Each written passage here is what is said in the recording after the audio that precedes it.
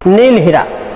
নীল হীরা দেখিনি যে আমরা অনেকে রয়েছি, ধনটবান ব্যক্তিবর্গ যারা রয়েছে তারা হয়তো দেখেছে, তবে আমরা যারা মধ্য পরিবারের লোক এবং গরিব অসহায় যারা রয়েছি ম্যাক্সিমাম সংখ্যক লোক আমরা নীল হীরা বাস্তবে দেখিনি। এমনকি সবুজ অন্যান্য হীরা, সাদা হীরা যেগুলো হয়তো ওগুলো আমরা মিডিয়ার মাধ্যমে দেখে থাকি, কিন্তু বাস্তব রূপে আমরা কেউ দেখেছি কেউ দেখিনি। বা তো আমাদের আজকের এই হ্যাকের আজকের এই ঘটনাটি হবে নীল হীরা সম্পর্কে, নীল হীরা নিয়ে। তবে এই ঘটনার মধ্যে অনেক কিছু শিক্ষণীয় আমাদের রয়েছে। যেরকম আমরা এটা জানতে পারবো যে আল্লাহ সুবহানাহু ওয়া তাআলা আমাদেরকে অনেক রকমের নিয়ামত দিয়েছে। আমরা ওই সমস্ত নিয়ামতগুলোর দিকে ফলো না করে যে সমস্ত নিয়ামতগুলো আমাদের ভিতরে নাই, আমাদেরকে আল্লাহ পাক রব্বুল আলামিন দেন নাই, ওগুলো নিয়ে চিন্তা, টেনশন, ফিকির করে থাকে এবং আল্লাহ সুবহানাহু ওয়া তাআলা আমাদেরকে যে নিয়ামত দিয়েছে ওই নিয়ামতের শুকরিয়া আদায় করি না। ফলে যদি আল্লাহ সুবহানাহু ওয়া তাআলা আপনার আমার উপরে নারাজ হয়ে যদি ওই নিয়ামতকে ছিনিয়ে নেয়, তাহলে আমরা কতটা পেরেশানি হয়ে যায় এটা বলার বাহিরে। যার এরকম আল্লাহ পাক রব্বুল আলামিন দেয়া নিয়ামত ছিনিয়ে নিয়ে গিয়েছে, আল্লাহ সুবহানাহু ওয়া তাআলার নিয়ামত যে ব্যক্তি আল্লাহ দেওয়া সত্ত্বেও অকেজু হয়ে গিয়েছে, কোনো কাজই করতে পারতেছে না, হাত পা কর্ণ নাসিকা ইত্যাদি দ্বারা কোনো কাজই করতে পারতেছে না, ওগুলা যখন আল্লাহ পাক রব্বুল আলামিন ছিনিয়ে নিয়ে যান তখন কতটা কষ্ট, কতটা দুঃখ আপনার আমার হয়, এটা যার চলে যে সেই বুঝে। প্রিয় দর্শক, বুজুর্গের কাছে নাই যে এরকম কোনো জবাব নাই, প্রত্যেকটি প্রশ্নের জবাব তার কাছে আছে। না আমি এই প্রশ্নের উত্তর জানি না, এই প্রশ্নের জবাব আমার কাছে নাই, এরকমটি সে নয়।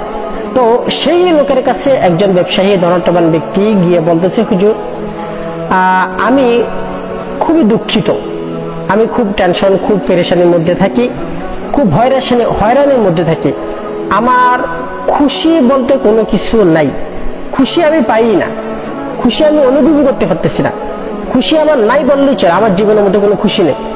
এর কারণটা কি? শত শত প্রশ্নের মাঝে তার একটি প্রশ্ন যে আমি খুশি কিভাবে পাইতে পারি, খুশি কিভাবে হাসিল করতে পারি। ওই বুজুর্গ তখন তাকে বললেন যে তোমার কাছে সবচেয়ে দামি জিনিস কি? তখন ওই ব্যবসায়ী বলতেছে, হুজুর আমার কাছে সবচেয়ে দামি হচ্ছে আমার 3 পুরুষের জমাকৃত একটি হীরা, 3 পুরুষের সম্পত্তি জমা করে আমি একটি হীরা কিনেছি, নীল হীরা, ওই হীরাটি আমার কাছে সবচেয়ে দামি। এছাড়া অন্য যা কিছু আমার রয়েছে ওগুলার কোনো ভ্যালু, দাম আমার কাছে নাই।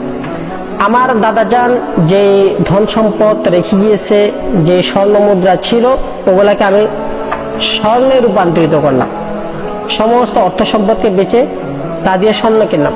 আমার পিতা যে সমস্ত সম্পদ রেখে গেছে ওগুলাকে বিক্রি করে স্বর্ণ বানিয়ে ফেললাম, স্বর্ণতে রূপান্তরিত করলাম। আমার সারা জিন্দেগীর যে সমস্ত উপার্জিত সম্পদ রয়েছে ওই সম্পদগুলো দিয়ে আমি স্বর্ণ তৈরি করলাম, স্বর্ণ বানাইলাম। এই 3 ব্যক্তির, 3 শ্রেণীর 3 মানুষের স্বর্ণ দ্বারা স্বর্ণগুলা বিক্রি করে আমি একটি নীল হীরা কিনেছি, ওই নীল হীরাটি আমার কাছে সবচেয়ে দামি। এখন ওই বুজুর্গ বলে, সেই নীল হীরাটি কোথায় রয়েছে, কোথায় আছে?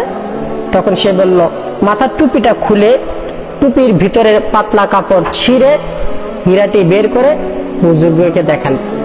বুজুর্গ নীল হীরাটি দেখে খুব খুশি হলেন, চমকে উঠলেন, এই নীল হীরা কখনো দেখেনি সে। একবার যে বুজুর্গ ওই ব্যবসায়ীর হাত থেকে নীল হীরাটি নিলেন, নিয়ে উঠে দৌড় মারলেন, সোজা দৌড়ে চলে গেছে। আমাকে দৌড়াতে দৌড়াতে সকাল থেকে দৌড় শুরু করছে, মনে করে সন্ধ্যা পর্যন্ত দৌড়েছে। দৌড়াতে দৌড়তে একটি জঙ্গলের কাছে গিয়ে ওই বুজুর্গ একটি বড় বৃক্ষের উপরে উঠে গেল, বড় গাছের উপর উঠে গেল। উঠে এখন হাসতেছে। মুসাফির ওই ব্যবসায়ী যিনি বুজুর্গের কাছে আসলেন, উনি বলতেছে, ওই বুজুর্গকে ডেকে ডেকে বলতেছে, আমার হিরে দিয়ে দাও। বুজুর্গকে গালমন্দ করতেছে, আল্লাহ লানত করুক তোর উপরে, তোর মতো ভণ্ড, তোর মতো লুবি বুজুর্গ আমি কখনো দেখিনি। বিভিন্ন রকমের লান বদদোয়া তাকে দিতেছে। তুই যদি মরে যাস তাহলে আমি আল্লাহর কাছে রোজা রাখবো, আমি এই দান সৎকার করবো, আমি এরকম করবো। মানে তার মূল্যবান সম্পদ যখন হারিয়ে গেছে, নিয়ে গেছে, চিন্তাই হয়ে গেছে, তখন তার পরিস্থিতিতে অবস্থাটা কি হতে পারে, এটা আমরা সবাই অল্প কিছু হলেও অনুভব করতে পারতেছি, আজ করতে পারতেছি। যাই হোক, ওই বুজুর্গ তাকে বলতেছে যে এই নীল হীরা আমি তোমাকে দিব না। সে গাছের গোড়া দাঁড়িয়ে দাঁড়িয়ে বলতেছে, আমার হিরে আমাকে দিয়ে দাও, হুজুর আমার হিরে আমাকে দিয়ে দেন, ভণ্ড আমার হিরে আমাকে দিয়ে দে, বিভিন্ন রকম কথা বলতেছে। সে গাছে উঠতে চাইতেছে, ওই বুজুর্গ গাছের ডাল ধরে ঝাড়া দিয়ে ঝাঁকি দিয়ে তাকে নিচে ফেলে দেয়। হ্যাঁ, একে একে কয়েকবার এরকম করা হচ্ছে। একবার যে ওই বুজুর্গ বলতেছে, আমি তোমার হিরি তোমাকে দিয়ে দিব, তার জন্য তোমাকে একটি কাজ করতে হবে। বলে কি কাজ? বলে সেটি হচ্ছে তুমি আমাকে খোদা মানতে হবে। নাউজুবিল্লাহ, তুমি আমাকে খোদা স্বীকার করতে হবে। তখন ওই ধনাঢ্যবান ব্যক্তি, হ্যাঁ ব্যবসায়ী, বলতেছে, হ্যাঁ ঠিক আছে, আমি তোমাকে খোদা মানতেছি, ঠিক আছে, আমার নামে নারায়ে তাকবীর দাও। তখন ওই ব্যবসায়ী বুজুর্গের নামে নারায়ে তাকবীর দিতেছে, বুজুর্গকে খোদা বলে স্বীকার করতেছে। তখন ওই বুজুর্গের হাত থেকে হীরাটা ছেড়ে দিচ্ছে। সে ব্যবসায়ী হীরা পেয়ে খুব খুশি, মাটি থেকে তুলে নিয়ে ঝাড়ফুঁক করে মুছে আবার টুপির ভিতরে ঢুকিয়ে রেখে দিছে। এখন বুজুর্গ গাছ থেকে নেমে তার কাঁধে হাত দিয়ে থাপিয়ে বলতেছে, থাপ্পড় দিয়ে বলতেছে, দেখো তোমার খুশি, তোমার যে সমস্ত খুশিগুলো রয়েছে ওই সমস্ত খুশিগুলো কোথায় লুকিয়ে আছে তুমি জানো? তোমার এই সমস্ত লোভ এবং লালসার মধ্যে। আল্লাহ পাক রব্বুল আলামিন তোমাকে যা দিয়েছে এর উপরে তুমি শুকর আদায় করো, আলহামদুলিল্লাহ।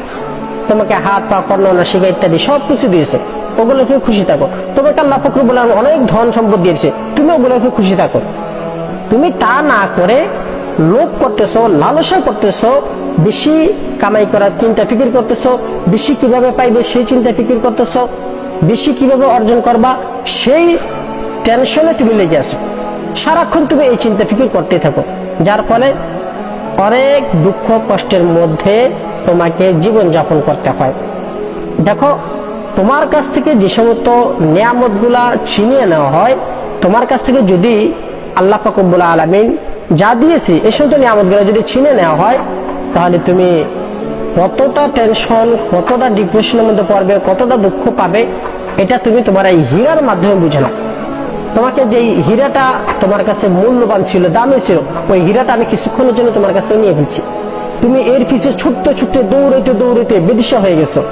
হ্যাঁ, এরকম উপক্রম হয়ে গেছে যে তুমি তোমার জান দিয়েছো। তুমি এমন কি এই হীরের লোভে, হীরের লালসায় তুমি আমার মতো মানুষ ইনসানকে খোদা হিসেবে স্বীকার করে নিয়েছো, খোদা হিসেবে মেনে নিয়েছো। একটি নিয়ামত তোমার কাছ থেকে ছিনে নেওয়ার কারণে, একটি জিনিস তোমার কাছ থেকে চলে যাওয়ার কারণে। অথচ এছাড়া তোমার কাছে অনেক নিয়ামত আল্লাহ পাক রব্বুল আলামিন দিয়ে রেখেছে তোমার শরীরের মধ্যে, হাত পা কর্ণ নাসিকা ইত্যাদি। এগুলা দিকে তাকিয়ে তুমি শুকর আদায় করো না, অল্পতে তুষ্টি হও না, কেন একফরস্তি হও না। তুমি আরো বেশি কিভাবে চাও, ওই জিনিসকে আমাকে কেন দেওয়া হয়নি, আমার শরীর কেন মোটা কেন করা হয়নি, আমাকে স্বাস্থ্যবান কেন বানানো হয়নি, আমাকে উঁচু লম্বা, আমি কেন উঁচু লম্বা না, আমার রং কেন কালো, আমার রং কেন শ্যামলা, আমার রং কেন ফর্সা নয়। এই সমস্ত বিষয় নিয়ে তুমি টেনশনের ভিতরে পড়ে থাকো। তোমার টাকা পয়সা ধন দৌলত রয়েছে, যেগুলো দিয়েছো ওগুলোর উপর সন্তুষ্ট নয়, তুমি অন্যর দিকে সন্তুষ্ট, অন্যের জিনিসের দিকে দেখে সন্তুষ্টি অবলম্বন করার জন্য চেষ্টা করতেছে, ওটা হাসিল করে। আমাদের সমাজের মধ্যে এরকম মানুষ রয়েছে যারা টাকা পয়সা ধন দৌলত অর্থ সম্পদের লোভ লালসার মধ্যে পড়ে আল্লাহ পাক রব্বুল আলামিনের নিয়ামতকে ভুলে গেছে। আল্লাহ পাক রব্বুল আলামিনের দেওয়া সেই নিয়ামতের সঠিক ব্যবহার ভুলে গেছে। কিভাবে আল্লাহ পাক রব্বুল আলামিন নিয়ামত ব্যবহার করলে খুশি হবেন তা জানা ভুলে গিয়েছে। তা জানা অবলম্বন করা দূরের কথা, ওই সমস্ত নিয়ামতগুলোর অপব্যবহার করা শুরু হয়ে গেছে, অপব্যবহার করা শুরু হয়ে গেছে। আমি এক মুফতি সাহেব থেকে জানলাম, যে খুব ভালো মুফতি, বড় মুফতি সাহেব,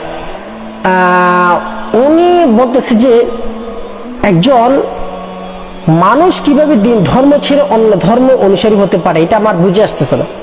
কথাটা এই জন্য বলছেন যে আমাদের দক্ষিণ অঞ্চল, উত্তর অঞ্চলের গরিব অসহায় লোক যারা রয়েছে তাদেরকে ইহুদি খ্রিস্টানরা লোভ লালসা দেখিয়ে তাদেরকে 30,000 মুসলমানকে খ্রিস্টান বানিয়ে ফেলছে। 30,000 মুসলমান খ্রিস্টান বানিয়ে ফেলছে। উনি অনেক কষ্ট করে 10,000কে ফিরিয়ে আনছে, অনেক পরিশ্রম করার পরে 10,000 ফিরিয়ে আনছে। হ্যাঁ, বাকি 20,000 খ্রিস্টান হয়ে গেছে, মুসলমান ধর্ম ত্যাগ করে ফেলছে। দেখেন লোভ লালসার কারণে তারা কোন পর্যায়ে পর্যন্ত পৌঁছে গেছে। প্রিয় দর্শক, আপনার আমার মধ্যে যদি লোভ লালসা বেশি থেকে থাকে, এই ঘটনা থেকে শিক্ষা হাসিল করে আল্লাহ সুবহানাহু ওয়া তাআলা আপনাকে আমাকে যা দিয়েছে তার উপর সন্তুষ্ট থেকে, এর উপরে খুশি থেকে, এর উপরে শুকরিয়া আদায় করে আমরা সামনের জীবনকে অতিক্রম করার জন্য চেষ্টা করি। ইনশাআল্লাহ আমাদের জীবনে খুশি, সুখ, শান্তি, আল্লাহ পাক রব্বুল আলামিনের ইবাদত বন্দেগী করার ভিতরে মজা চলে আসবে। আসসালামু আলাইকুম ওয়া রাহমাতুল্লাহ।